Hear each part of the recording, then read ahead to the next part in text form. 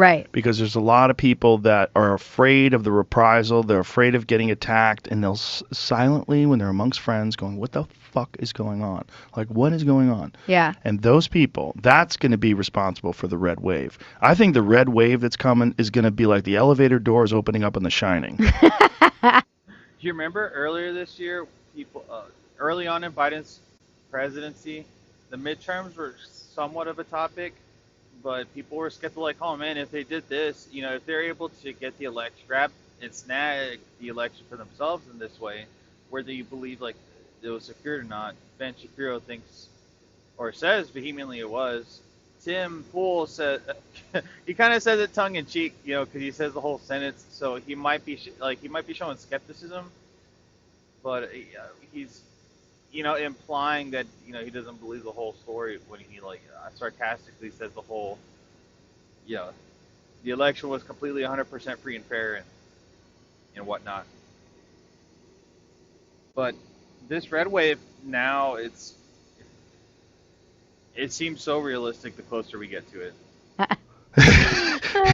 And it doesn't seem untrue. I mean, he just said people are they might not be talking about it in public, but kind of in person and in secret and behind closed doors, they have these private conversations among themselves. Conservatives are already like that somewhat to begin with. It's the left that's, uses that emotional appeal. They're more emotionally expressive. That's why I think they always have that, they're going to have a stranglehold on the arts, is because it just fits that personality profile so much more likely.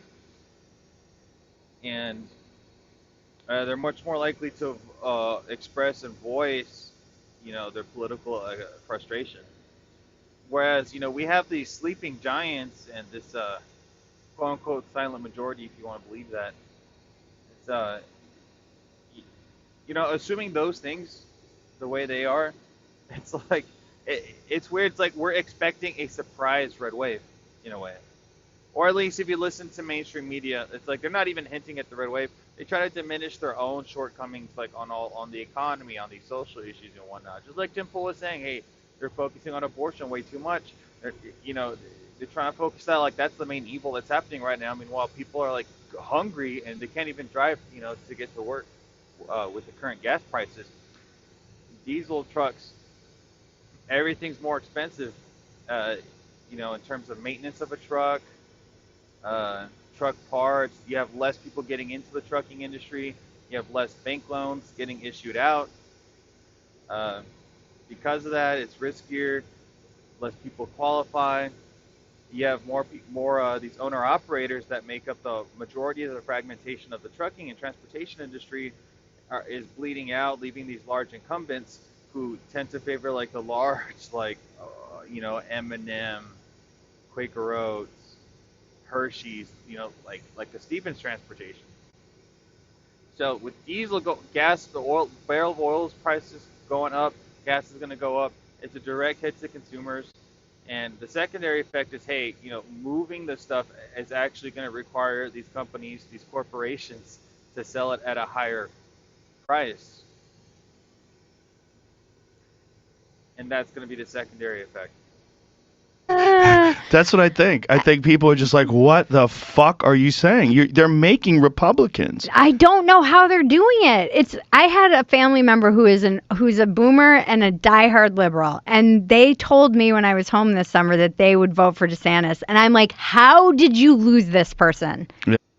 This is how you lose that person. It's the mainstream media they were hell bent on making Trump seem like he was the worst thing to ever happen to the United States in modern politics. And he was, I wouldn't say he was perfect. I might even be hesitant to say he was the best. But I don't see how he was actually as bad as people said, as the mainstream media said he was.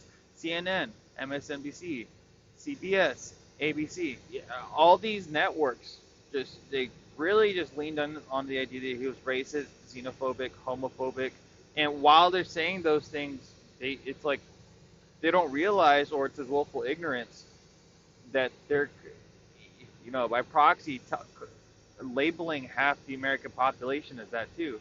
So it's like they shoot themselves in the foot. They create their own surprise. It's like they want to create their own reality. And so Yeah, her, like, I wouldn't be surprised if she has somewhat of a liberal bias. I mean, I do, I'm mostly conservative, but that just tends to be the nature of Joe's guests. She's asking, how did you lose this person? How, like I said, number one, you make Trump seem like he's public enemy number one. Two, you make the moral imperative to get him out of office. Three, which leads to the main point, when you make voting more about getting somebody out of office rather than voting somebody with better, like the correct values in, you're turning a blind eye to the substitute because you're so focused on the person that needs to leave.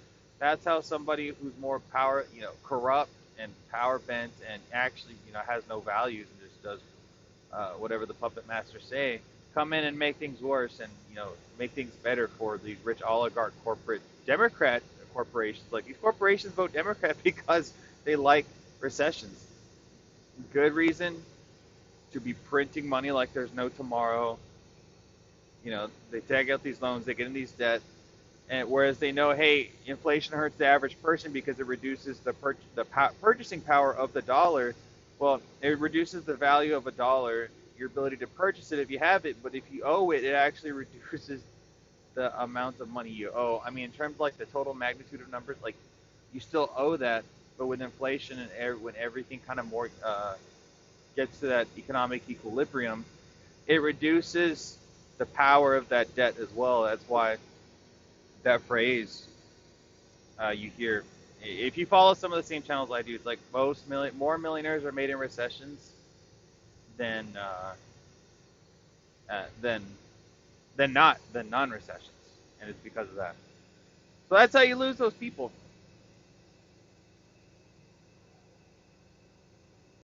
I don't know how they're doing it. I had a family member who's a boomer and a diehard liberal, and they told me when I was home this summer that they would vote for DeSantis, and I'm like, how did you lose this person? Yeah. How did you lose this person? This is a like, go to the ballot and vote blue no matter what, and you've lost even the boomers. You've lost a lot of them that aren't talking about it. Yeah. There's a lot of them. You're seeing in New York City, Hochul, debating that Republican candidate, that guy gained ground. Like, they're worried about New York becoming Republican, which is wild. Really worse, and the scary thing is they're going to vote for Fetterman. They're going to vote for more of these Democrats, despite, I mean, this is fascinating. I was reading this article on why we're going to see this red wave. Even in New York, where these safe Democrat areas are almost flipping Republican now. And they said, I think it was New York Times saying, you have Democrats right now campaigning on abortion and MAGA when crime is up like 40% and gas prices are through the roof. And Republicans are campaigning on these issues like, we're going to get your gas prices down and deal with crime. And the Democrats just say, but don't you want to abort your kids? And the people are like, I don't care. I'm hungry, dude. I need to drive my car. So now all of a sudden in New York, there's one poll showing Lee Zeldin is beating Hochul. We could have a Republican governor in New York.